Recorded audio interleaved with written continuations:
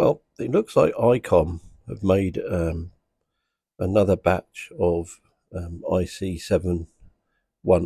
Now this is a really robust little transceiver, and I've just put this on test, and the receiver on this is extraordinary.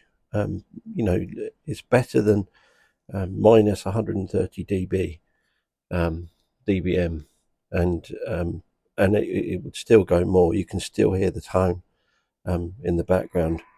I can, to my ear, I can still hear the tone there, and it's at minus 137 dBm, which I think is fantastic. Most radios are about, you know, minus 120 or 125 is considered very good, but this is extraordinary.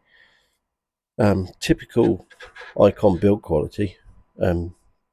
You know, really good. Very sort of basic, clear sort of screen. No FM on it, so it's no good for sort of you know, your sort of CB sort of modding or anything like that. But yeah, very nice.